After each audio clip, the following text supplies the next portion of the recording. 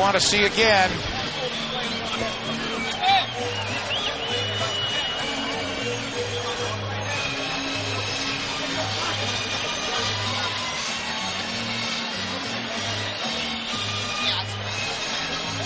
So it seems like the crowd is actually happy to have witness a pretty good fight here. Luke Mahana came all the way from Thailand and gave one of the best fighters out here. As we can see on the replay, Luke Mahana went after him. Yeah, there was a slip right there. But then when he got up, he went looking for the fight. He landed a good straight jab. Obviously, he didn't land the straight left, but, he worked real good inside. Good counter punch right there up the middle by Luke Mahana. That certainly won a 12th round in my book. Oh, definitely he did. How could they be booing this man? But they are. When you go to a different country and, yeah. they're going to, especially, the Mexican crowd.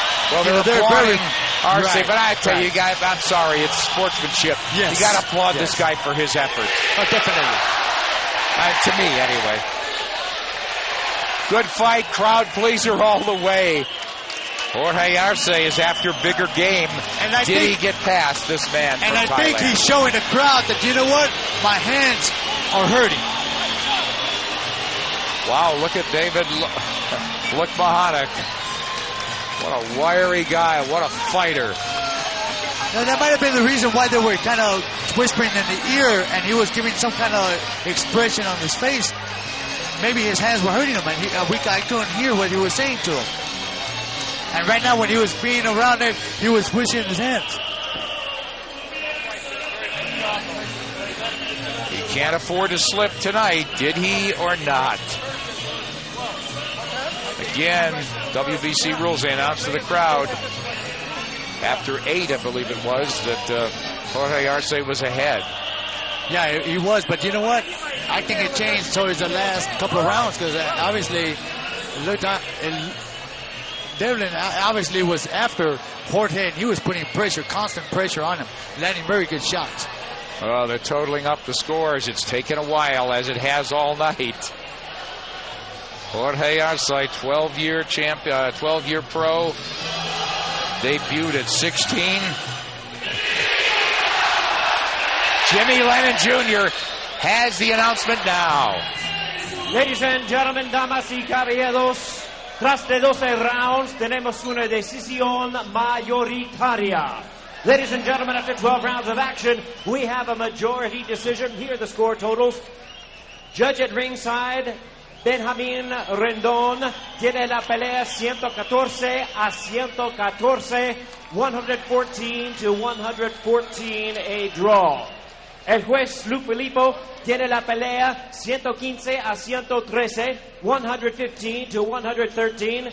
El juez Sriampai tiene la pelea 115, 114, 115 to 114 a favor del ganador Jorge el Travieso Arce.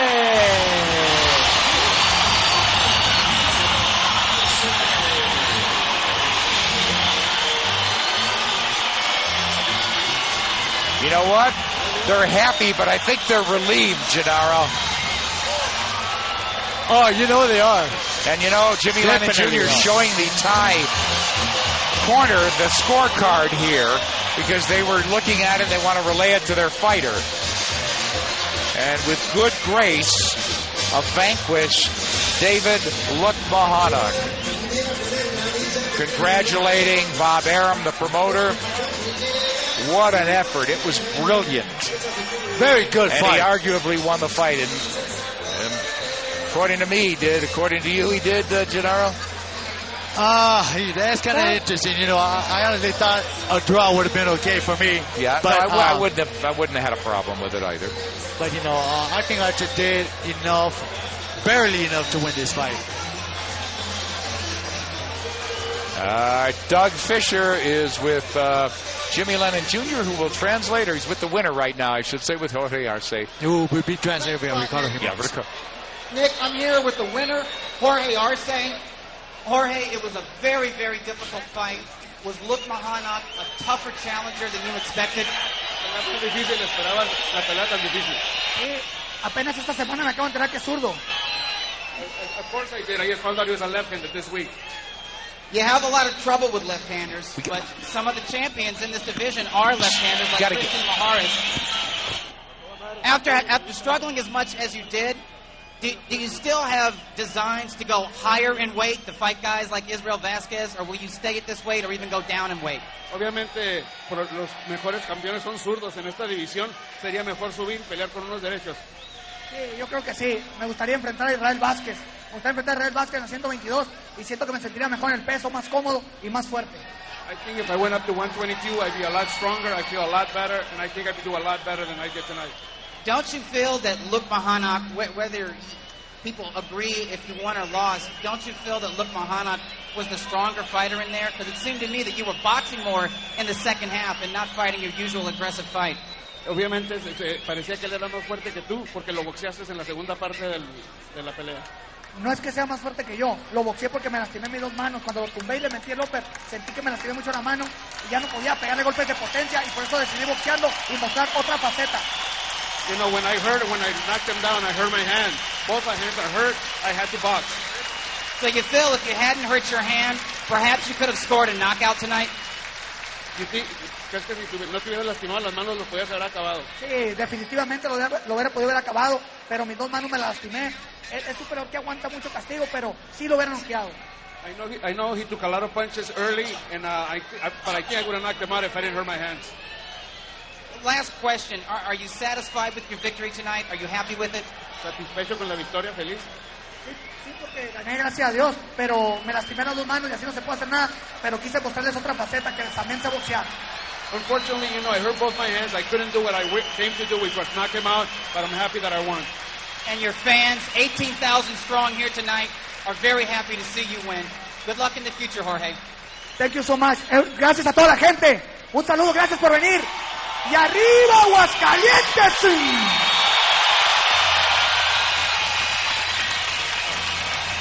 Back to you, Nick.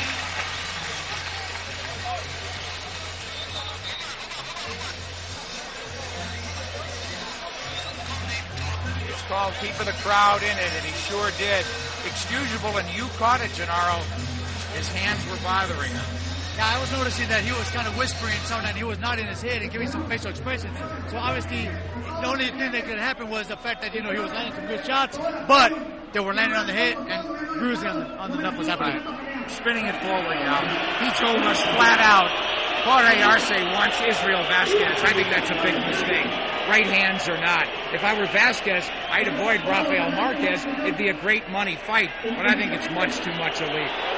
You know, whenever a fighter wins a fight and they feel that they can actually become another world champion in another division, they got that in their will and in their mind. So obviously, yeah, he could have won it, but Israel Vasquez is a lot stronger, I believe, a lot smarter of a fighter, very technical, and he has good power himself. You know, it's not going to happen. He doesn't want to fight Maharis Munoz winner. I would love to see him fight Fernando Montiel. Not saying it's going to happen. There's a lot of exciting names in this division. But when you look at David Luckmahana, let's not write him off. He's no opponent. He is a dangerous proposition for anybody. I'd love to see him fight a Dmitry Kirillov, get a title shot perhaps. He earned it here tonight, even in losing. Oh, definitely. You know, we saw Luckmahana come in here and fight the number one contender in his hometown. He gave him a run for his money. Now, if he would have been a fighter that knew how to throw more combinations with more hand speed, maybe the outcome would have been different here tonight. Well, the man they came and packed this bull ring to see prevailed. Jorge Arce wins again, on to perhaps another title shot. So wrapping up the night here for Doug Fisher, Gennaro Hernandez, I'm Nick Charles. Thanks for watching Latin Fury. We'll see you next time, everybody.